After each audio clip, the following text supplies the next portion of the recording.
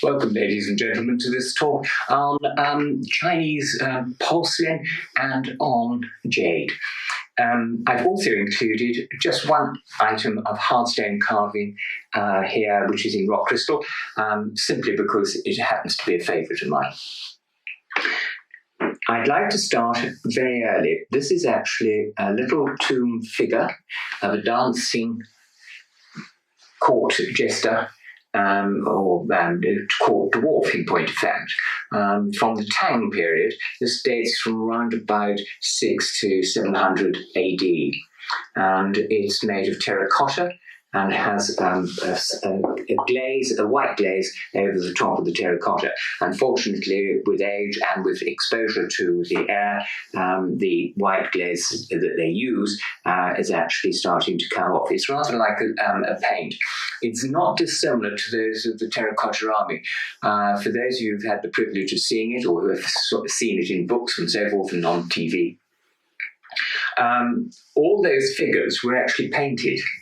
And when they were unearthed, they were still actually had the paint on them, but exposure to the air has actually made the paint crumble away and just disappear. So what they've done is they've stopped digging. They've got one piece out and they put it into a vacuum sealed case, which you can view actually at the museum in the Terracotta Army. But they are now trying to produce a glue which is made from a natural glue, which is actually made from peach stones. And they're trying to do that so that they can restore these things. But unfortunately, this sort of paintwork does actually fall apart on these things. Now, these sort of little pieces, this would have been the head and so forth. And most probably there would have been probably hundreds of these little pieces in the tomb. A lot of the heads were actually moulded. The bodywork, as you can see, is fairly crude and certainly would have just been modelled by a craftsman of the day. These sort of early pieces in porcelain and pottery tend to be made out of a heavy red clay known as stoneware. Well, not so much stoneware. There is a little element of crushed stone in it, but most of it is this very heavy red clay. Now, this little piece is from the Sung dynasty, which is a little after the Tang, and runs from around about sort of 1100. It is actually a T-bow. And it's known as hare's fur glaze on the inside. What has happened is that the glaze has been put on. It's been held by the potter like that. Then it's dipped into the glaze, brought up, and what happens is they put into the kiln to be fired, and the glaze sinks. So you have very thick glazed base, and on here you have this striated little lines, which makes the actual glaze look like hare fur, and hence the name of the actual glaze is on this one is known as hare's fur glaze. Also, you get it with oil spot, and this was caused by natural oxides within the glazes that sort of burst when they're actually being fired.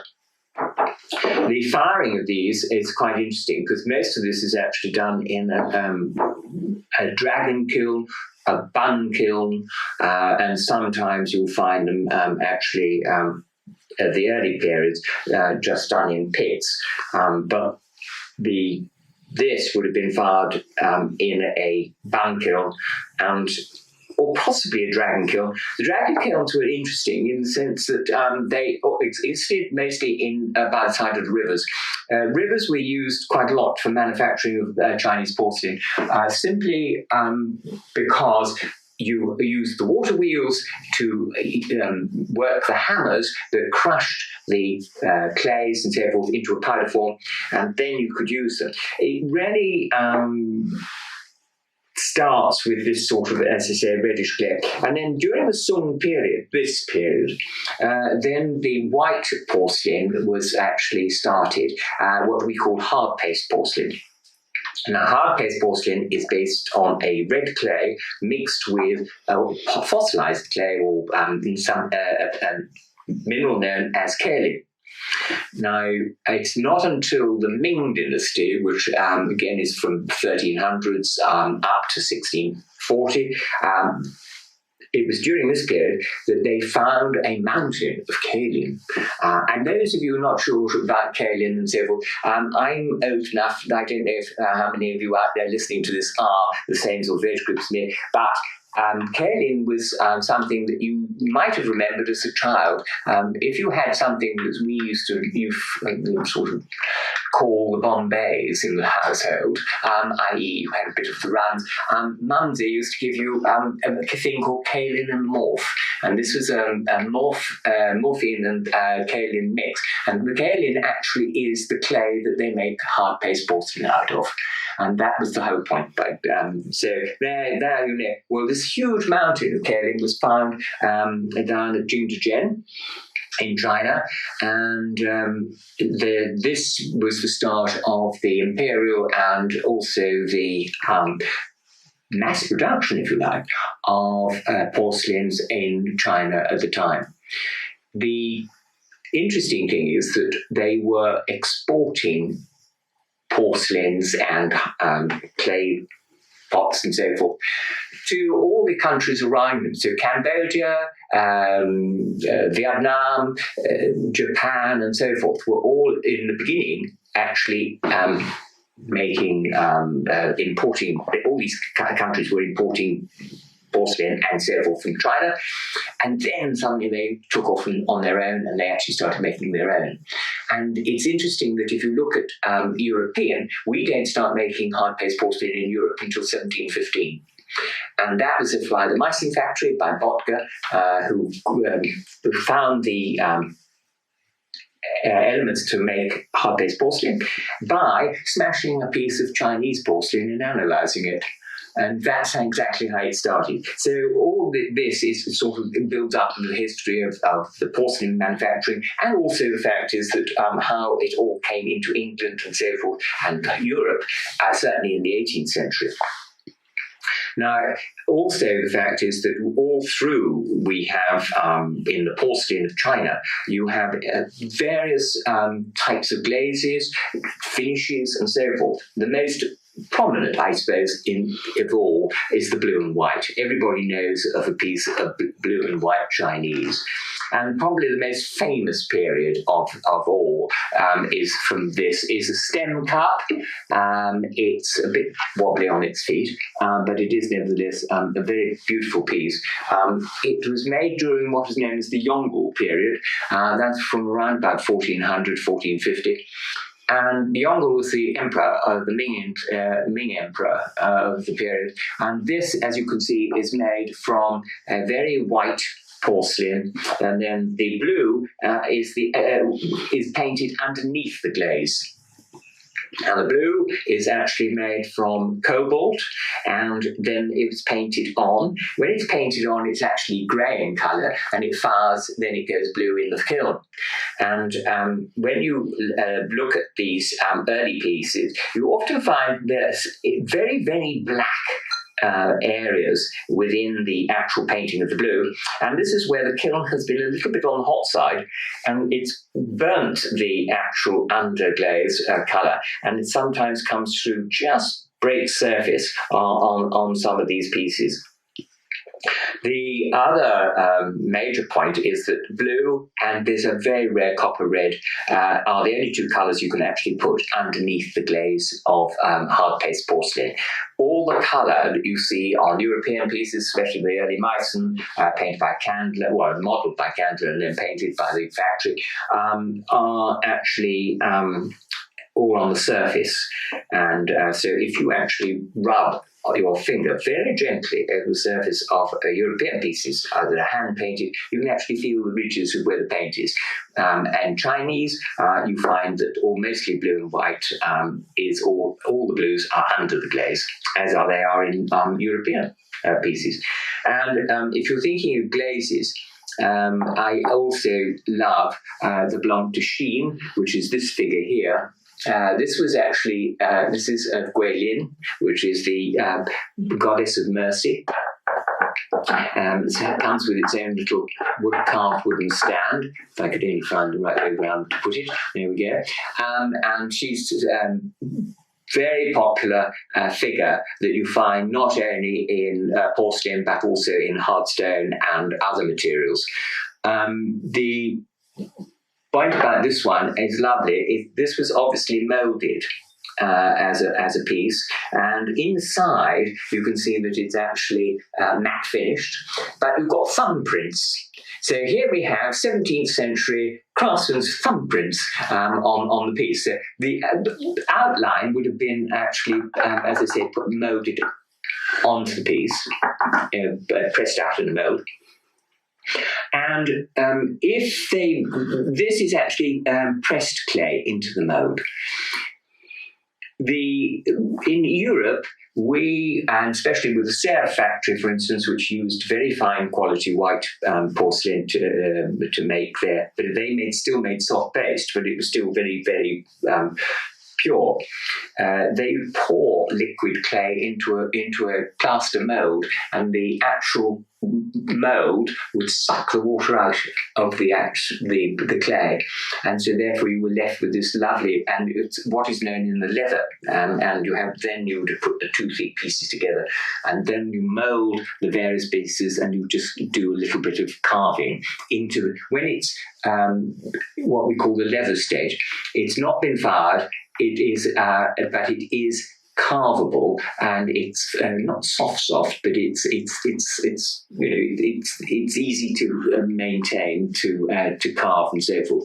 The other thing about these is that the hands were always added on little bits of cloth and things like that into the actual thing. So they actually do come out. So you very rarely get some of these with the whole hand in good condition. And on this one, for instance, there's a couple of little fingers missing, or ends of the fingers, I should say, on this hand here. And when I was mentioning about glazes, there are 2 contrasting little vases here. This one's rather interesting. It's an 18th century, what was known as bottle vase, and it's in a very pale what we call camel colour, and they crackle glazed it, known as cracked ice occasionally, but mostly known as crackle glaze. And this is actually deliberate.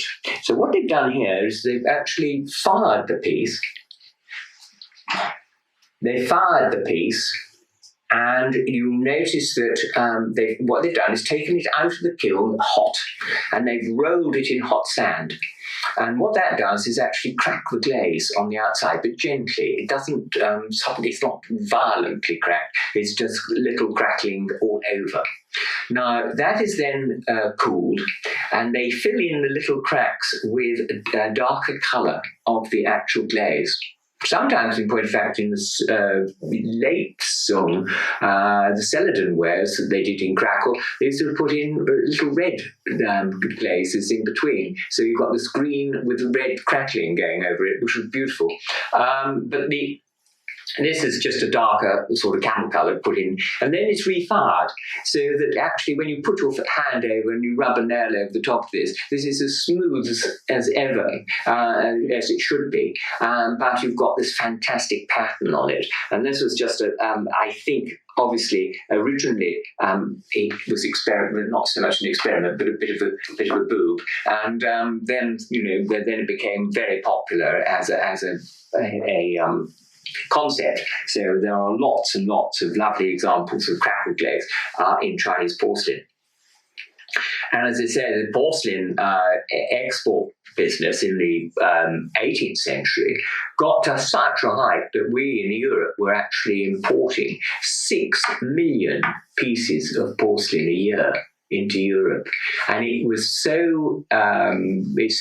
a drain actually on the economies of some of the countries. For instance, in England, we thought this is ridiculous. So it was the start of the English porcelain companies. So in point of fact, economics drew us into the porcelain company, and it's interesting that we, in the early periods, we imported clay from the Americas, and due to the American Wars of Independence, it was the founding of the English clay company. Which actually is down in Cornwall and still there today. So there's huge histories of all these things, and I think this is lovely. This one is wonderful. It's a tiny little vase which is painted to replicate wood. It's got a seal mark on it, and this is actually interesting. This is 20th century. In point of fact, but it's a very short period. This was actually the mark of a general of the Republic. That's me, sorry. The general of the Republic, and he actually, sorry, I've just done something silly. He, in point of fact, declared himself as emperor. And during that period, a 6-month period, in the off the top of my head, I think it's 1916. I'm almost certain it is 1916, and it was a very short period. And this actually has his mark on it, which makes it very interesting historically. And I shall now move that because I don't want to knock it over again, because that is silly. And so you don't dismiss, if you're thinking of Chinese wares and so forth, don't dismiss pieces that are later. The craftsmanship is still there. It's absolutely breathtaking. Thinking of marks, though, you do find an awful lot of marks on the base of Chinese things. These are normally rain marks.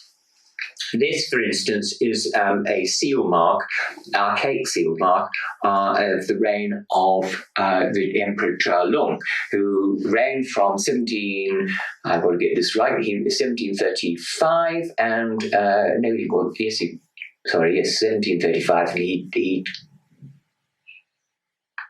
came out in, he actually resigned, abdicated in at the end of the century, his 59th year of reign, because he didn't want to reign 60 years, which was as his august grandfather, the Emperor country. This one is the Emperor Zhelong. This is known as Song de Boeuf. It's the oxblood colour, and this is a mark and period bow. The only problem is that you will find, this is mark and period, but you will find on a lot of Chinese wares made in the 19th and 20th century, they have early marks. You can find Ming marks on 18th and 19th century made pieces, and that is a bit of a minefield. So do be careful when you're looking at pieces. Now, one of my favourites I'm afraid, everything's a bit of a favourite of mine, but one of the most wonderful things, I think, is the hard stone carvings of China. And everybody refers to jade. Well, this is a jade belt hook, 18th century, made in the shape of a dragon, and with the baby dragon climbing across here, known as the shishi. Now, the point about these pieces is that all of these, except for this one piece here, are actually carved from a stone called nephrite. Jade, in point of fact, is a European word, and in Chinese, they use the word for this as yu, and you have 3 varieties: yu, fitzyu, and piyu. Piyu and fitzyu are references to where the stones come from and the colour of the stone, and yu is just basically means precious stone. And jade actually comes from the Spanish, and it means it's yadus, something. There's a whole string of it, and what it is that it is actually the flank. And what they used to use is ground up nephrite in the old days as a medicine for people who suffer from kidney complaint, and they used to give it to them to drink. And I must admit, I don't suppose that the longevity was too clever, but never mind. Not to be recommended at home, by the way. Early pieces of jade, or nephrite jade, tend to be very thin, like this. And the reason for that is the way the stone was cut. Before tools, iron tools and so forth were used, they used to actually slice these stones by using ground up carborundum or garnet of stone or something of that ilk, oil, and a slate, another stone. So it took forever. So they're very thin. This is actually an amulet, and it's on one side you have the actual rather lovely dragon, and on the back you have his feet, which is rather beautiful. It's very cleverly done, actually. The wonderful thing about the carving is that it's slightly naive, but that's what you expect, because these were actually carved by, again, using ground up things like carborundum, as I said, and in a little bamboo pencil, rubbing backwards and forwards. And then when you've got the Bronze Age and the Iron Age and so forth, then, of course, you have these slightly greater in-depth carvings in relief on these things. Now that is the amulet which is worn on, would have been put on probably from a tomb piece, in point of fact. This, on the other hand, is a practical piece. It's engraved with or carved, I should say, with again with a baby dragon on the top here, and it has a hole through here, which is not to be worn. This is actually so that you could put a leather thong around your wrist with it. And this, believe it or not, is actually a knot separator. It's actually for digging out these great knots in various pieces of rope. Now those are very old. These both date from the this one is about 1100 BC, this one is about 900 BC. But the majority of the wonderful carved pieces are mostly 17th and 18th century. The most decorative period is certainly the 18th. This is a little, again, it's a rather splendid little box done in what is known as mutton fat jade. It's a slightly white jade with that hint of green going across it, as you used to get with mutton fat when it went cold. And that's why they get the name for it. This is carved from one stone. And, what always mildly irritates me is the fact that you can do that all the way around and it fits perfectly on each side, so that you just lift the lid, you put it back any way you like. It doesn't have to fit in exactly the same place, and it just fits. It's beautiful. It's carved with two relief baby dragons on the top, and it has tiny little feet carved into the stone at the bottom as well, which makes it really, really rather lovely, I must admit. The other thing I adored was these. These are known as fondling pieces. They used to handle them, just have them in the court robes occasionally and just flip them up and so forth. It's when you want to cool, the natural stone always goes cold, so if you want to cool your hands, it was lovely. And this one is beautiful because it's two ducks side by side, carved, and sitting on a lily, on a lotus plaid, in point of fact. And the great thing about that is the two ducks are for harmony, and the lotus is for purity. So there you have a beautiful little fondling piece for pure harmony. And so when you probably went into a meeting or something, you have this in your hand, wishing for pure harmony with the person you're going to meet. I always think that everything in Chinese, by the way, the objects and so forth, there is symbolism behind them. They all have a reason and so forth. They never really make anything purely as a decorative object. It becomes a decorative object in our eye, but to the Chinese, yes, it's a very beautiful vase, but it has a symbolism all of its own. And the other thing, of course, that we forget about is this little number is actually in jadeite, and it has a pink tourmaline top, and you can take that out. How about that for a bit of carving?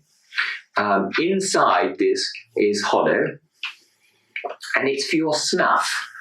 And they used to take snuff, and there you have the little spatula, which you can take your snuff out. You pop it onto the crook of your hand, and off you go. And that's exactly what that is. And these were this wonderful sign of longevity. So if you gave somebody this, not only were you giving them a beautiful gift of a snuff bottle, but you were also wishing them long life, which is quite lovely. And on that little subject, just before I go on to my last piece, this is actually Shu Lao. It's a statue of the Taoist immortal of longevity. And as you notice, in this hand here, on his right hand, he is actually carrying a peach. And on the left, he has the ragged staff. Now, the point about it is that when you attained the age of 40 in China, you became venerable. And the reason for that is that you didn't really last very much longer than that when you were in the ancient periods.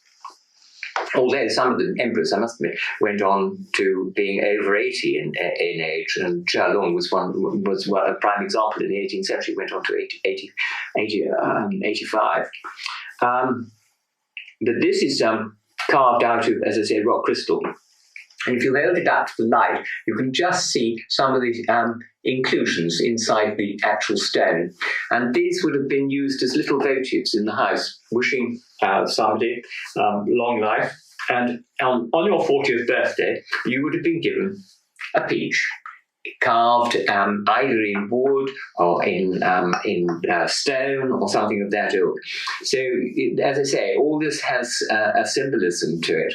And this is lovely. This is a beautiful bow with zoomorphic handles, beautifully pierced. And it looks, actually, if you look at that design-wise, it has a sort of deco sort of look to it. Sort of 1930s, angular, very sharp nippy. This actually was carved in the 17th century. It is copying, or replicating, if you prefer, a bronze item of the early periods. So we're talking about an item that was about 1000 BC in the Bronze period. That was at the height of the Bronze period for the Chinese castings, as far as I see. And this is then was carved in nephrite jade in the 17th century. Then in the 19th century, I don't think this had a lid in the first place, but somebody thought that it might look wonderful to have a lid on it. So this is a 19th century lid that was made for the bow. It is made actually out of a wood called zitan, which is a very hard wood, which is a relation of the rosewood family. And on the top are these wonderful, it's carved in what is known as cornelian, which is a red agate, basically, and with a banded. You've got a bat on the top here, which is absolutely super. And then you've got lovely little things called rui, R-U-I, here and here. And those are shapes of mythical mushrooms that grow on the a mythical island in the South China Seas, which is the house of home of the Taoist immortals. And the bat is wishing whoever received this good fortune. And the bat is always used in Chinese art to represent good fortune. So we have a sort of lovely symbolism of this beautiful bow from an early period with this wishing you good fortune and, of course, very good luck with the magic mushroom. And I just finish off very quickly, if I can, on this, which is one of my little favourites. It's just purely a little porcelain lion dog, or dog of Fu, if you prefer. And this would have been just basically to protect against evil spirits and so on. But the lovely thing about this one is he has a ball in his mouth. And if you hear that, you can, but literally there's a little porcelain ball inside the mouth of the dog that actually moves. Now, if that's not a really amusing, but also very clever piece of pottery art, I don't know what isn't. This is absolutely super. It's a very brief sort of little history of objects and hopefully will fire your interest in Chinese objects. And I just thank you very much indeed for listening.